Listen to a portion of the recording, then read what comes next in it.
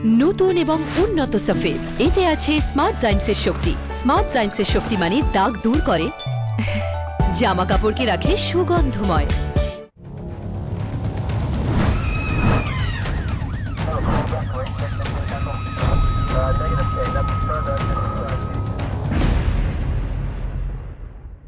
Case ডায়েরিতে আজ আমাদের মধ্যে এমন একজন অতিথি যিনি কলকাতা পুলিশের ডিসি হয়ে রিটায়ার করেছিলেন, প্রায় 25 বছরের দীর্ঘ অভিজ্ঞতা, অনিল কর। নমস্কার, আপনাকে স্বাগত আমাদের অনুষ্ঠানে। পুলিশের চাকরি পারিবারিকভাবে বা কোনোভাবে কোনো বাধা ছিল বা কোনো সমস্যা হয়েছিল? বাবা আমার রেলওয়ে সার্ভিস করতেন, আমরা থাকতাম দামোদর বার্নপুরের কাছে। আচ্ছা। তো ওখানে আমার তখন ইচ্ছে ছিল রেলওয়ে সার্ভিস করব। রেলের ওই স্টেশন মাস্টার ASM এর পরীক্ষা হয়, যেটা রিক্রুটমেন্ট টেস্ট, তাতে পরীক্ষাও দিয়েছিলাম। তারপরে দেখলাম যে এটাও হচ্ছে, এখানে কলকাতা পুলিশের সাব ইন্সপেক্টরের পরীক্ষা দিয়ে দিলাম। তারপরে হঠাৎ একদিন চলেও এলো চিঠি, অ্যাপয়েন্টমেন্ট লেটার। তো মার খুব ছিল, অবজেকশন ছিল যে না, এই পুলিশের চাকরি হবে না। ঠিক। তো বাবা তো আমাকে পাঠিয়ে দিলেন একজন সঙ্গে, ওনারই একজন স্টাফকে দিয়ে ব্যারাকপুরে ট্রেনিং কলেজে। তো সেইভাবে তো জীবন শুরু হলো। হ্যাঁ। এই জয়েন করে তারপর কোথায় পোস্টেড হলো? জয়েন করে আমার তো 1 বছরের ট্রেনিং ব্যারাকপুর, তারপরে প্র্যাকটিক্যাল ট্রেনিং 1 বছর PTSে ছিলাম। তারপরে আমার ইন্টারভিউ হয়, আমাদের 5 জনকে, আমাদের ব্যাচের 5 জনকে নেওয়া হয়েছিল ARS মানে গুন্ডা দমন শাখা, অ্যান্টি রাউডি স্কোয়াড। কলকাতা পুলিশের সব থেকে বলা হয় দুর্ধর্ষ এবং সুনাম বদনাম দুটোই আছে। সেই সময় কি কি ফেস করেছিল, মানে এটা কোন সময়? এটা 80-র দশকে? হ্যাঁ, তখন ধরুন 79-এ জয়েন করেছি আমি ARS-এ। তারপরে তো ওই চলছিল মোটামুটি। তারপরে ওই 82-83-তে রুনুবাবুর, তখন আমাদের এখানে খুব মস্তানি শুরু হয়, মস্তানির ঝামেলা। তখন রুনুবাবুকে দিয়ে একটা স্পেশাল সেল তৈরি করা হয় রুনু গুহ নিয়োগীর আন্ডারে। আচ্ছা। তাতে উনি আমাদের এই স্পেশাল সেলে আপনি ছিলেন? হ্যাঁ। তখন কলকাতাতে মস্তান গিজ করছে নাকি? হ্যাঁ। কিরকম কিরকম মস্তান ছিল তারা, কতটা খতরনাক? হেমেন মণ্ডলকেও ধরেছি। আচ্ছা। হরি, হাত কাটা হরি, এরকম অনেক ছিল তখন। মানে আপনি যেখানে যাবেন 4টা-5টা পাবেন ভালোই। হেমেন মণ্ডলকে ধরা হলো কি করে, মানে কিভাবে ধরা পড়েছিল? হেমেন মণ্ডলকে আমরা ধরেছিলাম, হেমেন মণ্ডলের ইনফরমেশন পেয়ে গেছিলাম আমরা। আচ্ছা। তা গিয়ে বাড়ির থেকেই ধরা হয়েছিল, যে বাড়িতে থাকতো, মানে যেখানে শেল্টার নিয়েছিল। যেখানে শেল্টার নিয়েছিল সেখান থেকেই ধরেছি আমরা। কোনো রকম বাধা না, হেমেন মণ্ডল সেরকম কোনো বাধা দেয়নি, কারণ ফ্র্যাঙ্কলি স্পিকিং হেমেন মণ্ডল কিন্তু রুনুবাবুকে চিনতো। আচ্ছা। খুব ভালোভাবেই চিনতো। আচ্ছা। তো যার জন্যে ও জানতো যে রুনুবাবু কি করতে পারে। আপনারা কি জানতেন রুনুবাবু কি করতে পারে যদি ধরা না পড়তো? মেরে দিত হয়তো, এতটাই? হ্যাঁ। ওনার কাছে পারবো না বলে কিছু ছিল না, পারতে হবে, সেটা যে কোনোভাবে। আমরা যদি জানতে চাই রুনু গুহ কি ব্যক্তিগতভাবে মানুষ কীরকম ছিলেন? ব্যক্তিগতভাবে মানুষ, উনি খুব কেয়ারিং ছিলেন সাবঅর্ডিনেট এবং সহকর্মীদের এবং এদের প্রতি। সাহেব শঙ্কর বলে একজন ডাকাতকে ধরেছিলাম, ব্যাংক ডাকাতকে। ধরতে গিয়ে আমরা লাস্ট ওর খবর যখন পাই যে একটা গাড়ি একটা গ্যারেজে রাখতো, সেটা এখন যেটা করুণাময়ী সল্টলেকে, তখন তো এরকম অবস্থা ছিল না, তখন কাশ জঙ্গল ছিল, আর বাঁদিকে একটা মাদার ডেয়ারি ডিপো ছিল, তার পাশে একটা গ্যারেজ ছিল। আচ্ছা। ওই গ্যারেজে ও গাড়িটা রাখে। এবারে আমরা যখন ওকে ধরবো বলে যাই, গাড়ির থেকে নামি, ও দেখে বুঝতে পেরে ওই ছোট রেলিংটা টপকে কাশ জঙ্গলে ঢুকে যায়। আচ্ছা। ঢুকেও দৌড়চ্ছে, ওর মাথাটা দেখতে পাচ্ছি, আমিও পেছন পেছন দৌড়চ্ছি, আমার পেছনে প্রতাপ দৌড়চ্ছে। প্রতাপ খুব মোটা কালো মতন ছিল, তো ওর স্পিডটা একটু কম ছিল, কিন্তু ওর ক্ষমতা অনেক বেশি আমার থেকে। যাই হোক, দৌড়োতে দৌড়োতে হঠাৎ আমি ওকে ধরতে গেছিলাম, খুব কাছে চলে এসেছিলাম, তো হঠাৎ দেখলাম বাঁ পায়ের তলায় মাটি নেই। আচ্ছা। আমি পড়ে গেলাম, কিন্তু পড়লাম ওর ঘাড়ের ওপরে। এইবারে ও পড়ে গেছে আমার তলায়। আর ওটা যেহেতু এরকম এল শেপের ছিল রাস্তাটা, আমাদের গাড়িটা নিয়ে একজন কনস্টেবল ছিল ধরমনাথ সিং, ও গাড়িটা নিয়ে সোজা গিয়ে ডান দিকে টার্ন নিয়ে ও দেখছে মাথাগুলো। তো আমি যখন পড়েছি তার কয়েক সেকেন্ডের মধ্যেই ধর্মনাথও চলে এসছে, এদিক থেকে প্রতাপও চলে এসছে। তো ধর্মনাথ সিং ওকে তুললো, কাঁধের ওপর তুলে একবার ঘুরিয়ে মাটিতে ছুঁড়ে ফেলে দিল হ্যাঁ আসামিটাকে। এ তো আমরা পালোয়ানদের লড়াই। পালোয়ানই ছিল। তারপরে আমাকে এক বগলে আমাকে ধরলো, আর এক হাতে ওকে ঝুলিয়ে, কলার ধরে ঝুলিয়ে নিয়ে চলে গেল বাপরে বাপ। গাড়িতে।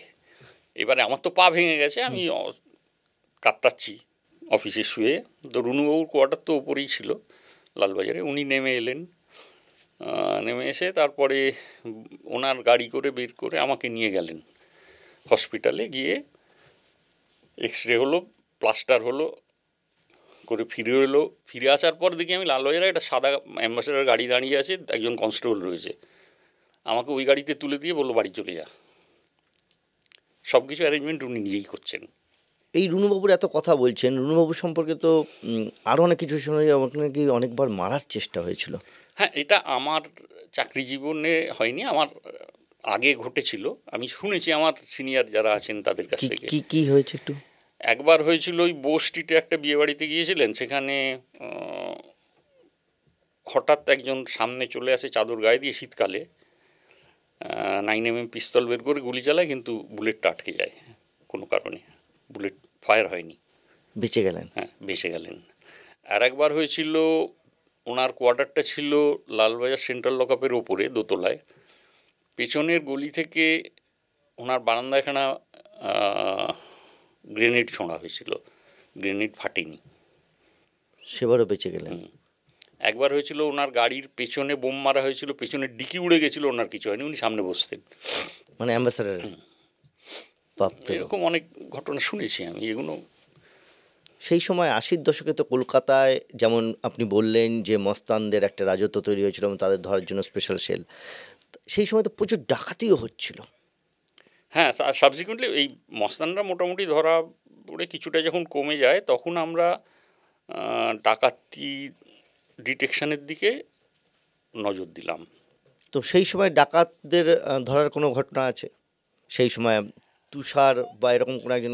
তুষার তো পরে, আমি বলছি এই সাহেব শঙ্করের সময় না খুব মজার ঘটনা ঘটেছিল। সেটা বলুন। সাহেব শঙ্করের গ্রুপের একটা আসামি ছিল, তাদের ট্রায়াল চলছে তখন। এদিকে আবার বেশ কিছু ব্যাংক ডাকাতি হয়ে গেছে।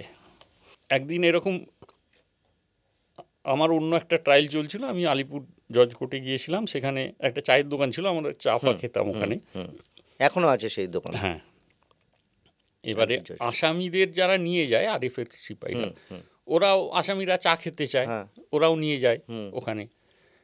হঠাৎ দেখি একটা, এই কেসের আমি যাদের ধরেছিলাম অন্য জায়গায় কেস চলছিল, তার অন্য কোর্টে, সে বলছে ও স্যার, কী হলো?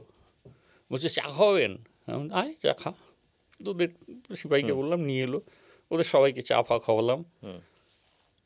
যেতে যেতে আমায় বলছে যে স্যার, দক্ষিণেশ্বরে ব্যাংক ডাকাতিতে স্টেন গানের মতন একটা আর্মস ইউজ হয়েছে শুনলাম। আমি বললাম হ্যাঁ হয়েছে তো। বললো ওটা আমি জানি স্যার কার কাছে আছে।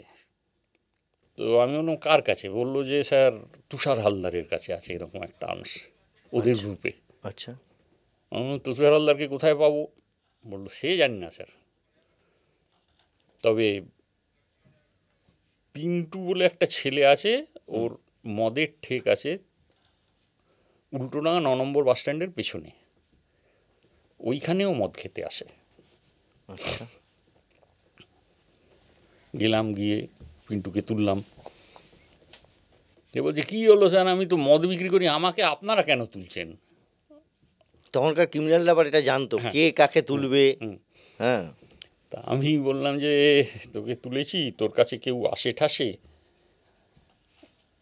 এরকম তুষার হালদার নাম? বললাম তো মেরে ফেলবে স্যার আমাকে আমি যদি বলি।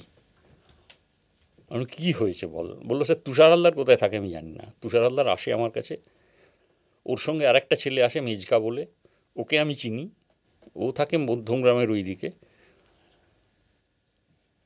ও কিন্তু স্যার এসে মদ খাওয়ার সময় কিছুদিন আগেও আমাকে বান্ডিল থেকে নোট দিয়েছে। আচ্ছা, 2 2 4 হলো এটা। বান্ডিল থেকে নোট দেওয়া মানে ব্যাংক থেকে বার করা কারেন্সি। তা আমি বললাম যে তোকে দেখিয়ে দিতে হবে। বললো স্যার মেরে ফেলবে আমাকে। আমি বলি ঠিক আছে, তোকে আমি বন্ধ করে রাখবো, তুইও বন্ধ থাকবি 3 মাস, তারপরে তুই বেরোবি বেল পেয়ে।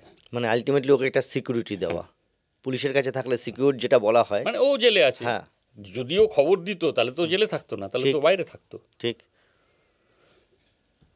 3 মাস ওর ফ্যামিলি আমরা চালিয়েছিলাম, তারপরে ওকে বেল করে দেওয়া হয়। তো ও তখন ওই মেজকাকে দেখিয়ে দিয়েছিল মেজকার বাড়ি। আচ্ছা, মেজকাকে তুলে আমরা গেলাম তুষার হালদারের বাড়ি ভোরবেলায়, তখন 6টা বাজে। তুষার হালদারের বাড়ি হচ্ছে খড়দা, একটা খাল ছিল, খালের ওপারটায়।